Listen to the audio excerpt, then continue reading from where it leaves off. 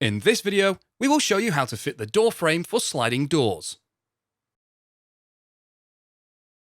We will show you how to secure the door frame to your polytunnel on both soil and solid bases. Here are the parts you'll need.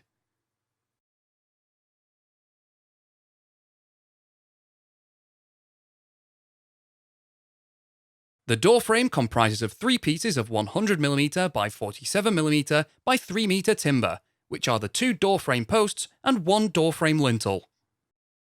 The remaining pieces supplied in the pack are 19mm by 38mm by 1.8m battens, which are used later when fitting your polytunnel cover. Run a taut string line across the width of your polytunnel on the end hoop across the front of the hoop. You will use the string line to make sure your door frame is flush with the end hoop. Determine the centre of your polytunnel width by measuring 11 feet from the corner hoop from the centre of the tube.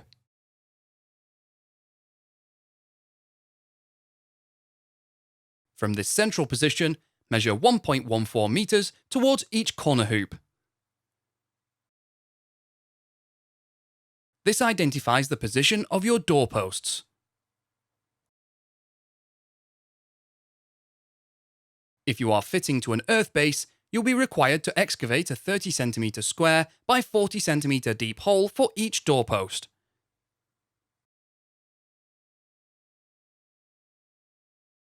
If fitting to a solid base such as concrete or timber, the door frame post will be secured to the ground using brackets. We will show you this process shortly. Reposition the door frame post into the hole or onto the solid base, ensuring the front face of the post is behind the string line. Ensure the door frame post is positioned 1.14 meters from the center mark to the outside of the door frame post. Use a spirit level to ensure the doorpost is vertically level. Mark where the doorpost meets the door rail and cut the post on this mark. Reposition the doorpost. Fit a P-clip onto the door rail. Both prongs of the P-clip should run down the outer face of the doorpost, where it is held in place with bolts. Using a 9mm wood drill bit, drill a hole on the marks through the timber. Push a bolt through the P-clip and drill holes, so that the thread is on the inside of the polytunnel. Loosely secure with a washer and nut. Adjust your door frame post so that the front face touches the string line, and the outer edge of your door frame post is 1.14 meters from the center and is vertically level. Once you are happy with the position, tighten the nuts on the P-clip and secure the P-clip in place with a self-drilling screw. We will now secure the bottom of the door frame post. If on soil, backfill the hole with concrete. We suggest using concrete that is 1 part cement and 5 parts aggregate. We also recommend postcrete. This ready-made mix is supplied in 20kg bags. Requires no mixing, you simply add water. Approximately 1 bag per hole will be required.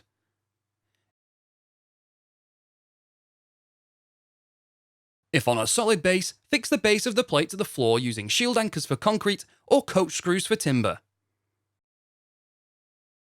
Position the door frame post plate on the ground inside of your polytunnel. Make a mark through the center hole, then remove. If on a concrete base, drill a hole 8cm deep using a 14mm masonry drill bit. Separate the bolt and washer from the sleeve and insert through the hole in the door frame post plate, and then screw on the sleeve.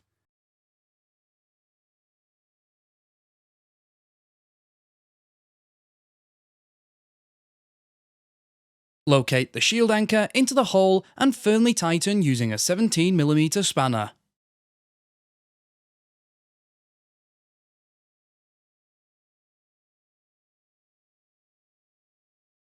If on a timber base, drill a pilot hole 7cm deep using a 7mm timber drill bit.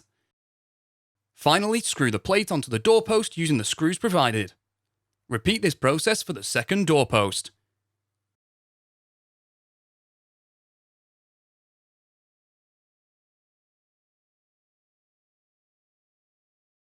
It is now time to fit the door frame lintel. You will be required to cut the door frame lintel so that it fits between the doorposts. The door frame lintel should be at the height of 2.1 meters from the ground to the bottom edge of the lintel. Measure up one doorpost 2.1 meters. If your site slopes across the width, measure up the post on the higher side. Offer the door frame lintel up, position one end flush with the doorpost, and make a mark at the other end and cut.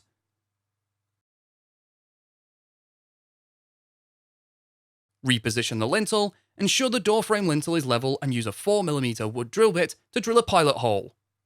Use a 150mm screw to secure to the doorpost. Repeat at the other side. The joints can now be reinforced with nail plates on both sides. Position a nail plate equally across the joint and secure in place with twisted nails.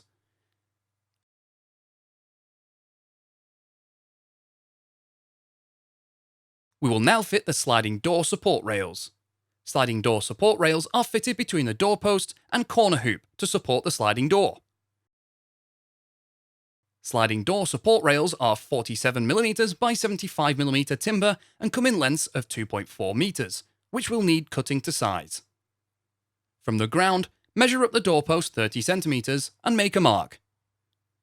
Position a piece of timber flush with the doorpost and horizontally level, and cut the piece of timber to fit between the doorpost and corner hoop. Secure the support rail to the door by drilling a pilot hole using a 4mm wood drill bit, and then use a 150mm screw. The support rail is fixed to the corner hoop, using a P-clip supplied in the sliding door support rail fixing kit. Position a P-clip onto the corner hoop with both prongs of the P-clip running along the front face of the sliding door support rail. Make a mark through the two holes on the P-clip, and then drill a hole through the timber on each mark. Reposition the P-clip and secure the rail to the P-clip using the bolts and nuts provided. Ensure the support rail is level, and then secure the P-clip to the hoop using a self-drilling screw.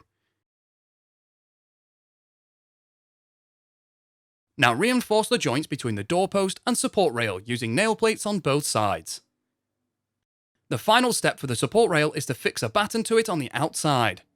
The batten should be cut to fit between the end of the P-clip and approximately 5mm away from the joint on the doorpost. You may require more than one length of batten and need to cut to size. Once the correct size, nail the batten to the support rail, ensuring the top edges are flush. We will now show you how to fit your sliding doors. The process of fitting your sliding doors will be done once you have fitted your polytunnel cover. Please watch the video, Fitting Polytunnel Cover to Timber or Aluminium Rail, using the trenching method, and then return to this section to perform the final fit of your sliding doors. For each double sliding door, the aluminium door rail track is supplied in two lengths of 2.4 meters. You will be required to join the two pieces of door track together. Join these together by inserting a rail joiner approximately halfway into the T-slot on the rear of the door track. Position the second track so the ends meet. Check the rail joiner is central and tighten all 4 grub screws with the supplied 3mm Allen key. The door track is secured to the lower batten and lintel using 8 bolts. First, we will measure and mark where you need to drill the holes to secure the sliding door track. Measure 10 cm in from the inner edge of the door frame post. Now measure 2 cm up from the bottom edge of the door frame lintel. From the bottom of the door track to the fixing channel is 2 cm. The 2 cm marks gives us a guide for your holes. Repeat on both sides.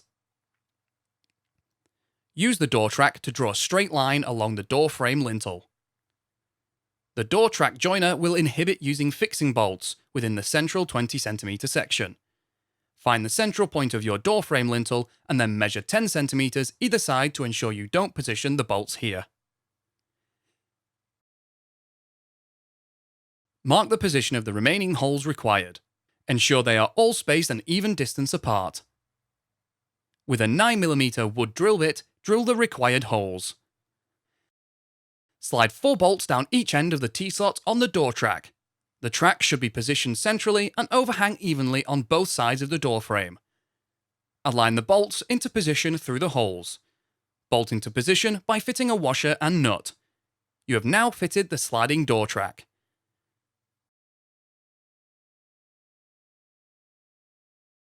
The corners of the door track are sharp. Please ensure you fit corner protectors to prevent any injury. To eliminate the risk of damaging the polytunnel cover when the doors open and close, battens are fixed on the inner batten of the door frame posts.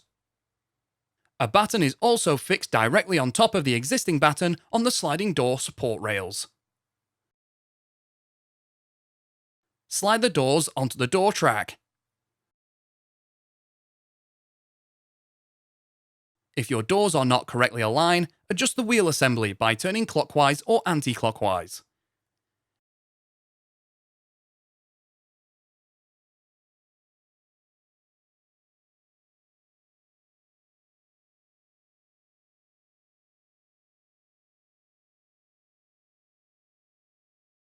We will now fit the door stops.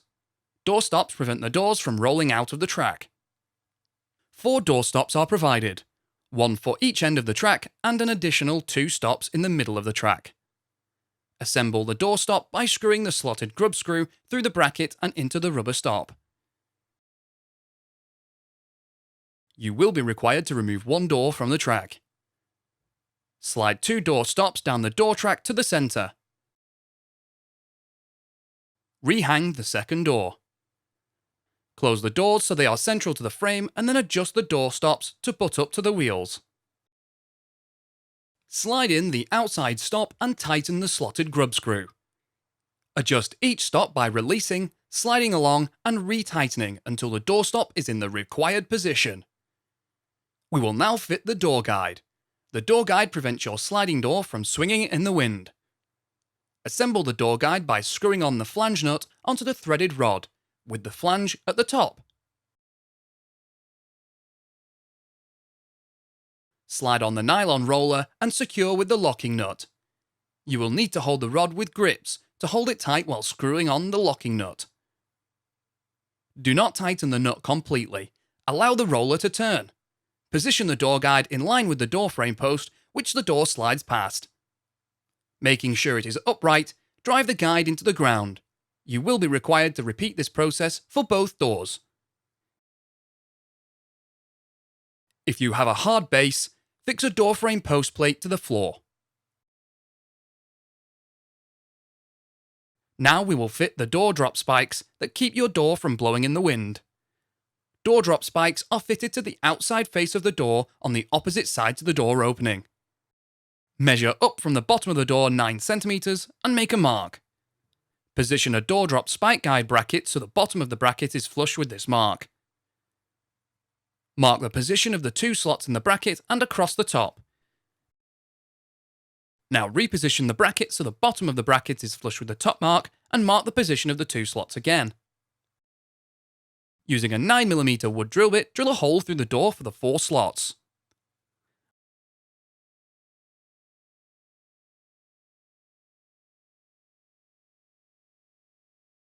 On the inside face of the door, insert pronged T-nuts into each hole. Bolt the 2 angled brackets onto the door with the slot on each bracket at the top.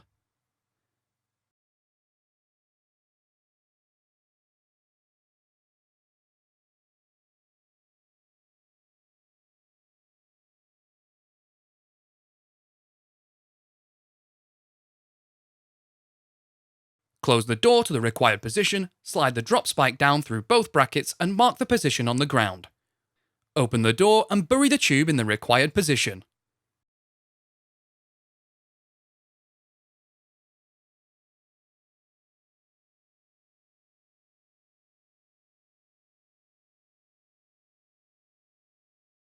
If your polytunnel is on a hard base, the housing tube is not required.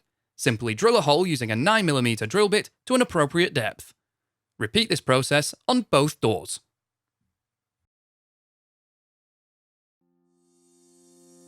You can find more videos to help you build your polytunnel at construct.firsttunnels.co.uk. We also have a construction helpline if you require any further assistance.